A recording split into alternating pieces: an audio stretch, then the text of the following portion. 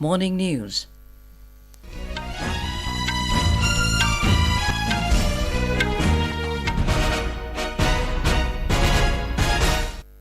Good morning, I'm Anuja Kumar. The headlines. Campaigning heats up for remaining phases of Lok Sabha elections. Leaders hold whirlwind tours across states to gain support for their party. ED tells Delhi High Court that Aam Aadmi Party to be made co-accused in Exicse Policy Scam. Union Home Ministry warns people against blackmailing and digital arrest by cyber criminals posing as government agency officers. US President Joe Biden imposes heavy tariff on Chinese electric vehicles and batteries to protect American workers from unfair trade practices. And in table tennis, Manika Batra becomes first Indian woman to break into top 25 of world women's singles rankings. And now the news in detail. Campaigning has heated up for the remaining phases of the Lok Sabha elections. The polling in this phase will be on the 20th and 25th of this month. The last phase of polling will be on 1st of June. Prime Minister and senior BJP leader Narendra Modi will campaign in Maharashtra today. He will address election rallies in Dindori and Kalan. He will also hold a roadshow in Mumbai this evening. More from our correspondent. Prime Minister and senior Bharatiya Janata Party leader Narendra Modi will address a campaign rally in the tribal-dominated Dindori district of Maharashtra. In Dindori, Prime Minister will be canvassing in favour of Union Minister and BJP candidate Dr. Bharti Praveen Pawar, who is contesting against NCP SP candidate Bhaskar Bhagre. Later, he will address a campaign rally in Kalan Lok Sabha constituency where Chief Minister Eknath Shinde's son and two-term MP Shrikant Shinde is contesting. In the evening, Shri Modi will hold a roadshow in Mumbai. Chief Minister Eknath Shinde, Deputy Chief Ministers Devendra Fadnavis and Ajit Pawar and City BJP Chief Ashish Shela will accompany him in the roadshow. It is likely that Shri Modi will hold another rally in Mumbai on Friday. Prarthana, Akashvani News, Mumbai.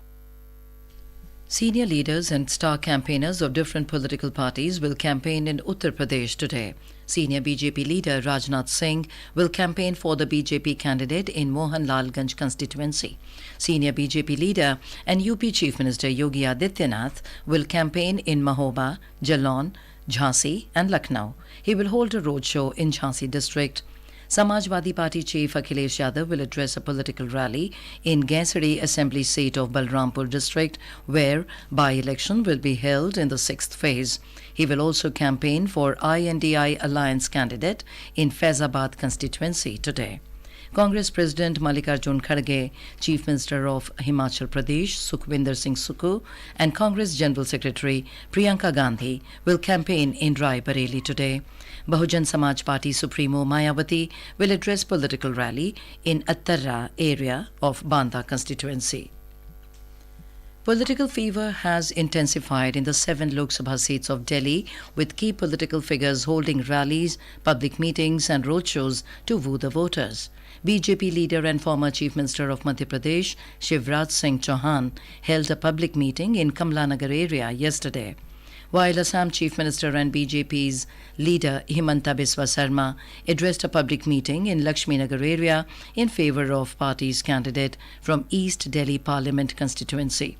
BJP leader and Chief Minister of Madhya Pradesh Mohan Yadav also held a roadshow in support of BJP's candidate from West Delhi Lok Sabha constituency in Patiala area. On the other side, senior Aam Aadmi Party leader and Rajya Sabha MP Sanjay Singh addressed a public meeting in favour of the party candidate from the West Delhi Lok Sabha seat. Aam Aadmi Party's candidate from New Delhi Lok Sabha seat held a public meeting in Karol Bagh area.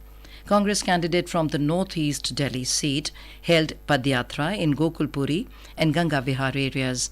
Congress candidate from Chandni Chowk Lok Sabha seat held a Padyatra in Wazirpur JJ Colony. A total of 162 candidates are in the fray for 7 Lok Sabha seats in Delhi. The voting will take place on the 25th of this month. In Odisha, the electioneering is heating up for the upcoming phases of Lok Sabha and Assembly elections. Senior BJP leader Amit Shah and senior Congress leader Rahul Gandhi are scheduled to address a number of poll rallies and roadshows in support of their respective party candidates in the state today. Senior BJP leader Amit Shah will hold a roadshow at Cuttack this evening after addressing public meetings at Sorada under the Aska Lok Sabha seat and Baudh under Kandhamal parliamentary constituency, while Rahul Gandhi will join a bike rally and address an election rally at Bolangir. Aska and Kandhamahal parliamentary constituencies and 14 assembly segments coming under their purview will go for vote in the fifth phase on the 20th of this month, while Cuttack parliamentary seat and 7 assembly seats coming under it will go to polls on the 25th of this month in the sixth phase. Odisha is going for simultaneous Lok Sabha and assembly polls. In our series of Lok Sabha constituency profile, today we bring you a report on Kalan seat in Maharashtra. This parliamentary constituency comprises 6 assembly segments: Ambarnath, Ulhasnagar, Kalyan East, Dombivali, Kalyan Rural and Mumra Kalwa. Around 20,82,000 electors will decide the fate of 28 candidates in Kalyan. More from our correspondent. The Kalyan constituency has been dominated by the Shiv Sena since its inception in 2008. But this time around, it's a Shiv Sena versus Shiv Sena fight. Maharashtra Chief Minister Eknath Shinde's son, Dr. Shrikant Shinde, who has represented the Kalyan constituency since 2014, is looking for a third straight win. His contender is Shiv Sena UBT candidate Vaishali Darikar Rane, a former corporator from Kalyan Dombivali Municipal Corporation. The Thackeray family has been rooting for Darikar as a strong grassroots worker. In the 2019 general elections, Dr. Shrikant Shinde got more than 62% of the vote. This time too, the contest is not likely to be tough considering that 5 of the 6 assembly seats are being ruled by the Mahayuti alliance. Nisha Rani, Akashvani News, Mumbai. This is Akashvani giving you the news. For quick news updates round the clock, follow us on our Twitter handle at AIR News Alerts. Lok Nirnay 2024, a special program on the general elections, every evening at 7 and repeat broadcast at 9:30 p.m. on Akashvani Gold. Updates of election activities, insights from regions and constituencies, expert opinion and analysis. In the world's largest festival of democracy. Stay tuned to Lok Prasarak ke saath, Lok Nirnay 2024. Welcome back to the morning news on Akashvani. Common University Entrance Test CUET-UG scheduled for today has been postponed for Delhi centres due to unavoidable reasons. In a statement, the National Testing Agency said the examination will now be held on the 29th of May. The revised admit cards will be issued for candidates appearing in centres across Delhi. It said the test papers, chemistry, biology, English and general test, which were earlier scheduled for today, have been postponed for the candidates appearing in. The National Testing Agency said the examination scheduled today will be held as per earlier scheduled in all the other cities across the country, including Gurugram, Ghaziabad, Faridabad, Noida, and abroad. The Enforcement Directorate has informed the Delhi High Court that the Aam Aadmi Party will be made a co-accused in the alleged liquor policy scam. The case has seen 3 of its key leaders, including party chief and Delhi Chief Minister Arvind Kejriwal, land behind bars. This will be the first time a political party will be made an accused in a case.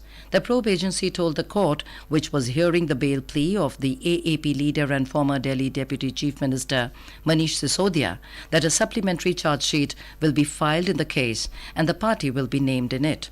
The Enforcement Directorate is probing the money laundering angle of the alleged scam, and the move comes just days after the Supreme Court granted Arvind Kejriwal the interim bail to campaign in the Lok Sabha elections. The Home Ministry has advised the people to be aware of the fraudsters posing as officials of Police, Central Bureau of Investigation, Narcotics Department, Reserve Bank of India, Enforcement Directorate and other law enforcement agencies. According to the ministry, a number of complaints are being reported on National Cybercrime reporting portal regarding intimidation, blackmail, extortion, and digital arrests by cyber criminals posing as government officials. In certain instances, unsuspecting victims are made to undergo digital arrest and remain visually available over Skype or other video conferencing platform to the fraudsters till their demands are met. The fraudsters typically use studios modeled on police stations and government offices and wear uniforms to appear genuine. The ministry has advised that the citizens should immediately report the incident on cybercrime helpline number 1930 or www.cybercrime.gov.in for assistance. The government has asked the citizens to avoid those fake calls wherein the callers threaten to disconnect their mobile numbers. Department of Telecommunications has issued an advisory urging citizens not to take such fake calls. The department has also issued an advisory about WhatsApp calls from foreign origin mobile numbers impersonating government officials and duping the people. It also advised citizens to report such incidents at cybercrime helpline number 1930. India's biggest skill competition, designed to demonstrate the highest standards of skilling, is all set to commence in New Delhi today. Skill Development and Entrepreneurship Ministry said the event, India Skills Competition 2024, will witness the participation of over 900 students from more than 30 states and union territories. The ministry has said over 400 industry experts will also participate in the event. The 4-day-long India Skills Competition will allow participants to showcase their diverse skills and talent on a national platform across 61 skills from traditional crafts to cutting-edge technologies. The students will also participate in 9 exhibition skills such as drone filmmaking, textile weaving, leather shoemaking, and prosthetics makeup. The winners of India Skills will be prepared for the World Skills Competition scheduled to take place in Lyon, France in September this year, which will bring together competitors from 70 countries. Chirag Jha, News Desk. In international news, US President Joe Biden has imposed heavy tariffs on Chinese electric vehicles, batteries, steel, solar cells, and aluminium, saying it would ensure that American workers are not held back by unfair trade practices. These include a 100% tariff on electric vehicles, a 50% tariff on semiconductors, and a 25% tariff each on electric vehicle batteries from China. In his address to the nation from the Rose Garden of the White House, Mr. Biden said US can continue to buy any kind of car they want, but it will never allow China to unfairly control the market for these cars.